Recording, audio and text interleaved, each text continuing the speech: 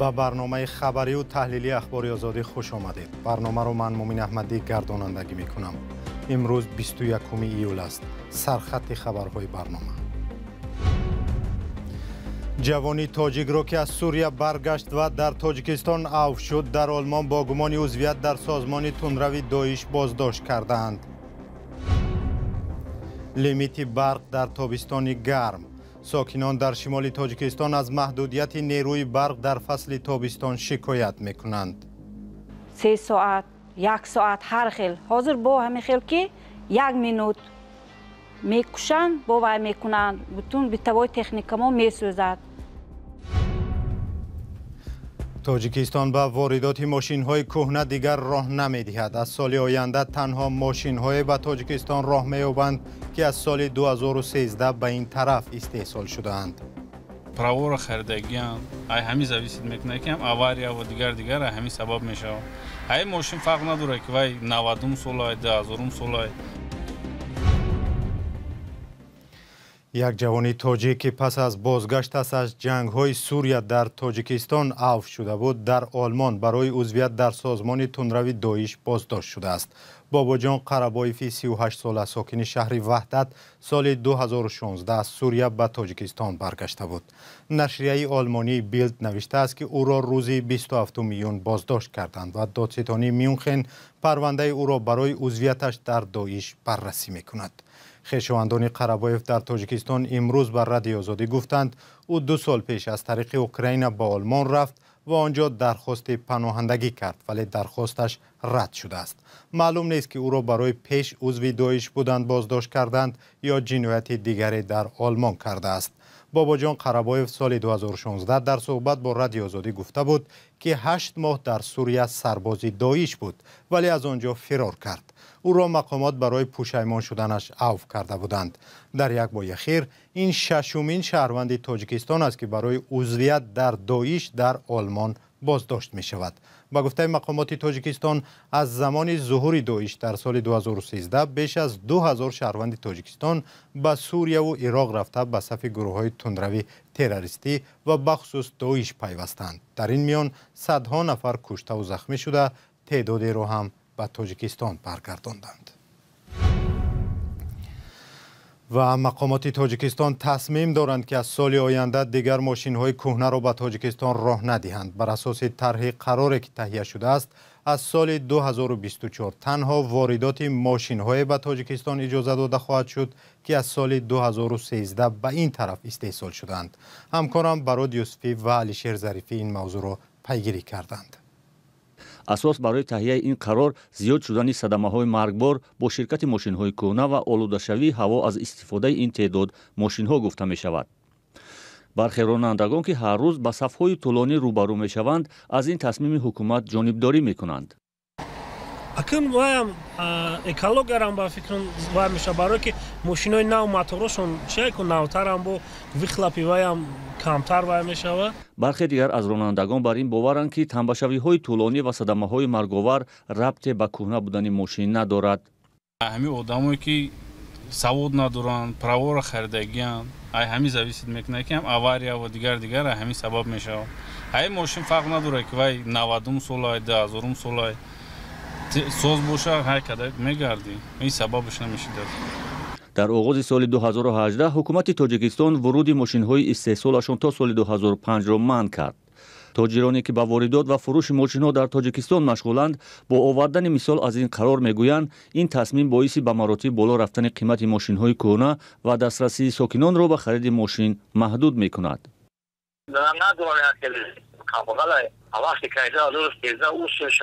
مثال نمیمونند رمضانی و مردک چمارا هیجا بیا و فستو مثال ماشین میخرد 150-300 هزار تومان دارد. برخی آگاهان بر این نظرند که با منع واردات ماشین‌های استحصالی تا سال 2013 تاجران تلاش می‌کنند با تغییر سال استحصال ماشین و ساختکاری دیگر سندها ماشین‌های کهنه را به کشور وارد نمایند. برخی تاجران هم تاکید می‌کنند که با اجرای این قرار ممکن است حالت‌های کورپسیونی هنگام ورود ماشین‌ها افزایش یابد. мақомоти тоҷикистон аз ҷумла хадамоти гумруки кишвар то ҳол дар ин бора расман маълумоте надодааст. тоҷирон мегӯянд таҷрибаи манъи вуруди мошинҳо дар соли 2018 нишон дод ки агар мақомот ба таъхир онҳоро огоҳ кунанд бештар зиён хоҳанд дид. طبق اطلاع خدمات گمرک تنها در 6 ماه سال گذشته به تاجیکستان بیش از 21000 نقلیات سبکرو وارد شده است که نظر به همین دوره یک سال پیش 4000 بیشتر بوده است. برخی ساکنان دهات در ولایت سوغد بگویند روز و شب برای چند ساعت برق به خانه‌هایشان قطع می شود. با گفته ساکنان از پیش کسی سبب ساعت‌ها قطع شدن برق را برای آنها نگفته است. همه سالت در تیر ماه و زمستان رسمی و یا غیر رسمی انتقال برق به خانه ساکنان محدود می شود ولی قطع برق در تابستان کمتر مشاهده می شد. فرزان محمدی برای تحقیق موضوع به شهر کانیبادام رفت و با ساکنان و مسئولان صحبت کرد. زین‌الدین نظامی‌دینوف نفقه‌خور است و بیشتر وقت خویش را در خانه می‌گذراند. او در این گرمی‌های تابستان می‌خواهد بیشتر به سلقینی پناه برد. ولی به گفته‌اش بیشتر از یک ماه باز برق را در منطقه آنها غیر انتظار خاموش می‌کنند. این حالت به صحتی خود و پیوندانش بی تاثیر نمانده است. کاندیسیونر تماماً کار نمی‌کند. ونتیلاتور را توسط افتوترانسفورماتور میمانیم و کمی سلقین میشویم. در یک روز 3-4 مرتبه برق را میکشند. بعضی روزا میشه 4 ساعت 3 ساعت 1 ساعت هر خیل. حاضر با همین خیل که 1 مینوت میکشند باور میکنند بتون به توای تکنیک ما میسوزد. نمیدانیم سببش هم نمیدانیم. بی‌برقی اساساً به کار تاجران زیان آورده است. اکثر مغازه‌ها یخدان و تجهیزات‌های خنک کننده دارند و مال و محصولات خود را در آن جای می‌کنند. برخی صاحبکاران با استفاده از برق خوراک آماده کرده و می‌فروشند، اما بی‌برقی تابستانه کار آنها را سست کرده است. مارژنو همش آب شده دارد. بعضی وقت نمیشه مارژنو خیلی مردم میستد. ابرات نیست میشد. این وضع به کار دهقانان هم خلل رسانده است. در شهر کانیبادام ساکنانش اساساً به کشاورزی مشغول هستند و بیشتر از پایگاه‌های آبکشی برقی استفاده می‌برند. به گفته صاحبان پایگاه‌های آبکشی، ناآگاهانه قطع شدن برق تجهیزات آبرسانی آنها را چندین بار سوزانده و زیان مالی آورده است. ناساسی که همین چاه آب میکشد همین سال مابین 3 ماه 2 بار سوخت. یک بار سوزد اگر این قریب که 4-5 هزار سامانی و ریمونت میشد، یعنی تعمیر میشد. این سومای این مبلغ همین مردم جمع میکنند. نگرانی اساسی ساکنان در آن است که بر ضمن نامرتبی برق مسئولان این نهاد باری هم آنها را آگاه نمیکنند و مردم پیشگی به بی‌برقی آمادگی نمیبینند. مسئولان این اداره در شهر کانیبادام آماده نشدند در ویدیو این مسئله را شرح دهند، ولی در صحبت حضوری سبب بی‌برقی را به گرمی هوا، تعمیر جاری و فرمان از بالا ربط دادند. این هم در حالی است که در این اواخر شکایت از بی‌برقی در دیگر مناطق دوردست ولایت سوغد زیاد شده است. فرزان محمدی، رادیو آزادی، شهر کانیبادام.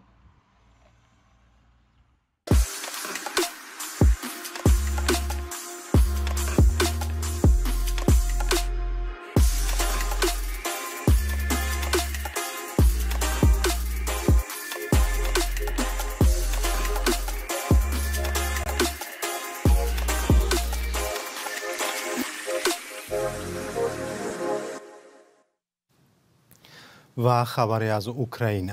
10,000 زن اوکراینی حالا در برابر مردان هم در ارتش خدمت میکنند و هم به جنگ میروند که روسیه در وطنشان آغاز کرد. در این میان هزاران زن دیگر با فشار و بیماری های روانی می جنگند که جنگ به سرشان آورد و سعی دارند زندگیشان را از نو بسازند. همکارم طاهری سفر گزارش میدهد. سویتلانا کاسالاپووا حالا زنی تنهاست چون شوهر سربازش در جنگ کشته شد. میگوید پیش از جنگ زندگی آرام و آسوده و شاده و هم برنامه‌های زیاده و نیت استراحت داشتند. 15 سال زندگی شاده داشتیم. همه رو در یک روز از من گرفتند. ماه اپریل به کوههای کارپات بلیط داشتیم. ماه فوریه سال 2022 نیروهای روسیه زادگاهشان شهر لوگانسک را اشغال کردند. میگوید زندگی برای او و دو فرزندش با یک کابوس بی پایان تبدیل یافت. حتی پس از مرگ شوهرم آمده مرا برای بازپرسی می بردند. بچه ها را محکم می کردند. خوراکمان را می گرفتند. بغیر از فرار از شکنجه روانی دیگر علاج نداشت. اگرچه جای هم برای رفتن نداشت، دو فرزندش را گرفت و گریخت تا زنده بمانند. این زمان ده ها هزار زن اوکراینی در برابر مردان در ارتش اوکراین خدمت می کنند و یا به ضد نیروهای روسیه می جنگند. اما آنهایی که در عقبگاه ماندند با بیماری های روانی و مشکلات زندگی مبارزه می برند. به داد کسلاپ و بنیادی مرشا، یک سازمان غیر حکومتی رسید که به زنان و کودکان آسیب دیده از جنگ کمک می رساند. ماریا یفروشین از بنیادگذاران سازمان میگوید زنان حالا به مشکلات کاملا نو روبرو شدند و هر وقت نزد آنها میآیند از زندگی ناامید هستند. В них немає жаги до життя, в них немає розуміння навіщо. هوس زندگی ندارند، معنی در زندگی نمیبینند. این دقیقاً همان چیزی است که دشمن با ما کرد. دشمن نه تنها زنان را کشت، بلکه از نظر روانی هم نابود کرد. Жінок в тилу, але вбив їх психологічно. سویتلانا کسلاپова عافیتی روانی گرفت. به تدریج به خود آمد و به دیگران کمک کردن را آموخت. حالا در گروه روانشناسی کار میکند که به کودکان گرفتار اوتیسم کمک میرسانند. دیگر نه فقط کمک گرفته میتوانم بلکه به دیگران مدد میرسانم. مثل زنان دیگر اوکراینی، کسلاپova دیگر علاج بغیر از سازش با تقدیر گذشته‌اش ندارد، ولی اکنون سعی دارد آینده‌اش را بسازد و زندگی بهتر را، ولی به یک عزیزش که جنگ او را از سویتلانا گرفت. حمله به دلیل روسیه به اوکراین در ماه فوریه سال 2022 زندگی آرام مردم این کشور از جمله هزاران شهروندان تاجیکستان را به هم زد. در نشر نوبتی برنامه روزگار مهاجر از حیات یک مهاجر تاجیک قصه می شود که در کیف روزگارش را به راه مانده و تجارت خود را داشت و هم نقشه هایش زیاد بودند. پارچه ای از برنامه را با هم می بینیم. قهرمانی برنامه ما در مدت 4 سال نه تنها در کیف یار دوست و جای پا یافت بلکه در فکر راه اندازی تجارت خود شد. او چند نقطه فروشی خوراک‌های تست تیار و یا فست فود را باز کرد و نامش را نیز تاجیکانه بامزه گذاشت. اکثر مشتریانش به گفته او مردم تاجیکی هستند. فست فود کار کردیم، راهاش یاد گرفتیم. چیزی که نمیدونستیم پرسیدیم، چیزی که میدونستیم یگان کس سوی دادیم. майда ба ҳамон роҳ рафтем, ҳамон точкаҳои худмона бад кушодем. кай аввалин коргоҳи худро кушодед? соли 2017 ё хато накунам охирои начала 18 будак. Якум боре ки мо уже кори худмона шурӯъ кардем. оё мушкили бюрократӣ зиёд буд? Масалан, сабти ному, шурӯъи кор вақти зиёдро нагирифт? ягон вақта нагирифт. ҳамин заявления дар налогови супоридем, течени ягон 2 ҳафта буд. ответиш омад, рафтем мақсад документора ҳамин юристмон гирифт, тоғри кардамаша кора сар кардем. аҷиб аст ки муаррифӣ намудани ғизо чӣ хел гузашт? якбора украиниҳо ғизоҳои шуморо пазируфтанд ё дар аввал қабул накарданд? ҷои кори мо фаст фуда, бистрое питание мегани мардуми Украина любители уличный фастфудан, мақсад бургерай, ходокай, шаурма, плов, самса.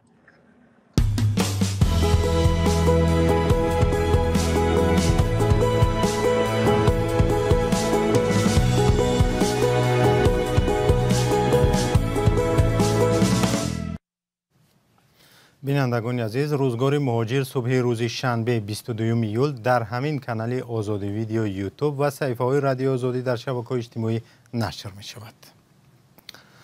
مقامات انتظامی تاجیکستان در جستجوی تقریباً 350 پدری هستند که بعد جدایی از همسر حق فرزندان نابالغ خود را نمی‌پردازند و یا از پرداخت آن سرکشی کردند. در فهرست این افراد که رادیو آزادی در اختیار دارد دیده می شود که همه افراد مورد جستجو برای آن به جوابگری جنایی کشیده شدند که ماهانه از 100 تا 300 سامانی الیمنت برای فرزند خود را ندادند. صدها نفر از آنهایی که پرونده جنایی داشتند جستجو می شوند. نپرداختن الیمنت در تاجیکستان تا 3 سال زندان حکم دارد. مقامات رسمی اولی امسال گفته بودند که به ضد تقریباً 400 نفر پرونده کردند. در همینجا برنامه به پایان رسید. خدا نگهدار.